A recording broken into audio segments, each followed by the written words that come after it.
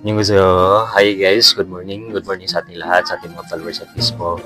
Sa mga mag-register tomorrow guys, so tomorrow ng registration, 8 p.m. Handa na ba ang lahat guys?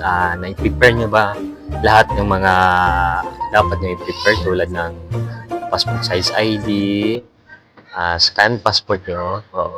So, meron tayong isang followers guys na nagtatanong siguro, mag-register din ito bukas. Sabi na dito, okay lang po ba kahit isang copy ng passport size at passport ID, basta tama yung hindi.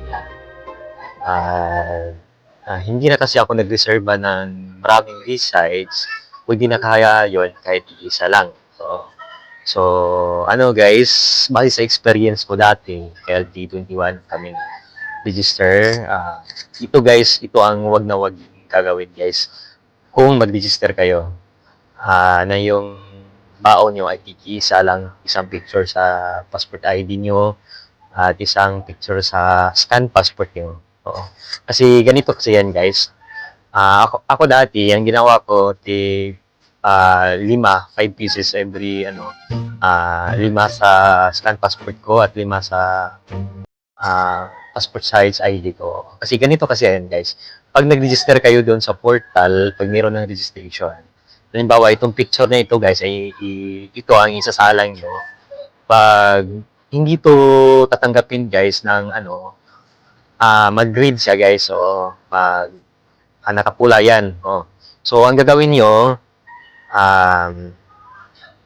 hahanap ulit kayo ng ibang picture na isalang nyo. Tapos, ganun pa din. Pag nag-grade siya, hahanap ulit kayo. So, ulit-ulit yung gagawin nyo. So, pag isa lang yung picture nyo, guys, ay talagang baka pagsisihan nyo sa huli na hindi kayo makapasok. Kasi ang ginawa ko dati, tigli-5 at isa doon ang pumasok ko. Kasi malalaman agad natin, guys, pag hindi siya tatanggapin kasi nag-grade siya. So, pag nag-grade siya, hindi natin siya masubmit, guys. So, ma-submit naman natin yon pag naka-green siya. So, pag nag-grade siya yung picture natin, ibig sabihin, hindi siya ma-submit, guys, kasi hindi siya tinatanggap ng portal.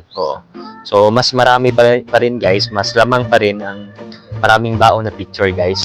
So, ang advice ko sa inyo, dapat marami talaga kayong baon picture. Kahit tama pa yung in-bin nyo, guys, dapat marami talaga.